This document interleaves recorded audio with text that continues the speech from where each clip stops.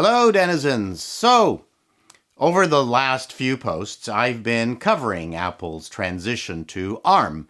Mostly, I discuss the future of Intel Macs and x86 Hackintoshes.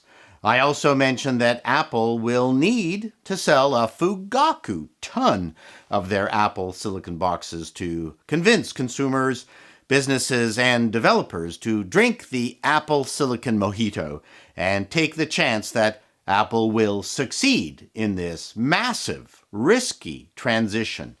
And I'm predicting Apple will succeed bigly. Welcome back. Were you shocked? Have you gotten yourself up off the floor? Me, the perennial acerbic Apple complainer, is saying something positive about Apple? To those who think of me that way, I say to you that you really haven't been listening to my videos, because I give Apple credit where credit is due for all their stumbles and purposefully evil machinations. This is not the Apple of 1984. This is a mammoth beast that has to keep many balls in the air at the same time, with ever increasingly complex hardware and software updates that have to seamlessly interoperate securely over an interconnected global multilingual landscape. I can't imagine the amount of engineering time that takes. Kudos to Apple, but it's invisible to many of you, and this is not the Apple blowjob channel, so let's move on. In a previous video, a person took me to task in the comments for saying that Apple hasn't really innovated anything new on the scale of the iPad, iPhone, or watch in a while.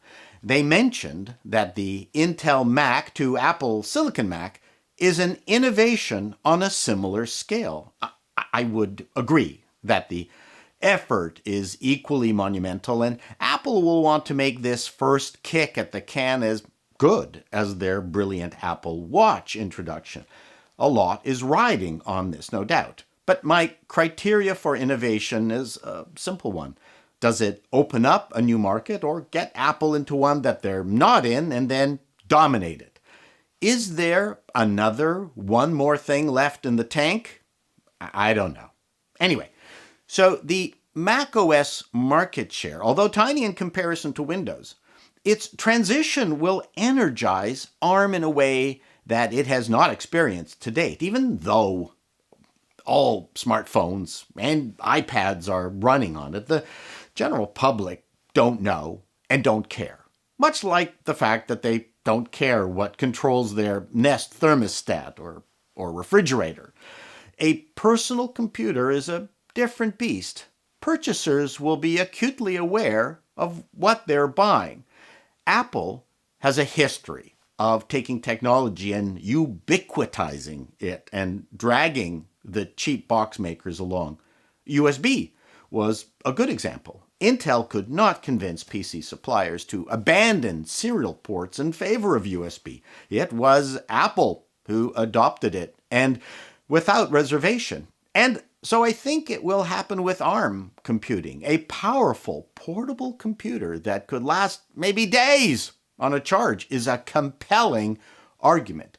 And it's not like Apple is doing this in a vacuum. Microsoft has been testing the ARM waters for 7 or 8 years now. Remember the Resurface RT? Of course not. No one wants to revisit that nightmare. Fast forward to today, and you can buy a Resurface Pro X using an ARM chip co-developed by Microsoft and Qualcomm. Now, why the Resurface Pro X is hot garbage, especially in comparison to Apple's iPad Pro, is a completely different discussion that I won't cover today. But suffice it to say, Microsoft is not unaware of ARM's charms and does not want to be caught flat-footed.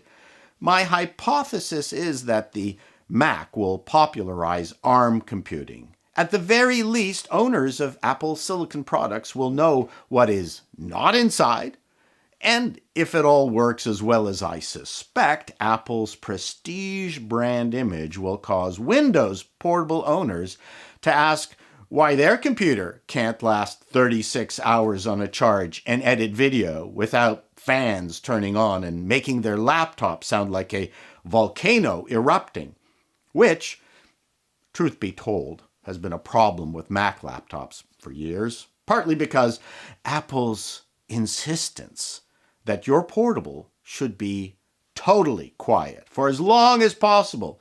That is, until your CPU hits 100 laptop scalding degrees Celsius and the fans in your MacBook Air hit full throttle, scaring the other airline passengers around you. There is a very good chance that the new Mac portables won't even have a fan.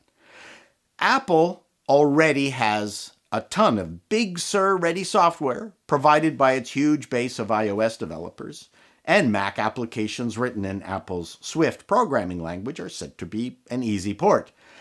It's not going to be like the transition from the PowerPC to Intel. I was there. I was in the Apple booth showing off PowerPC emulated software on Intel Macs because we had nothing else to show. This will be different. This will be fun.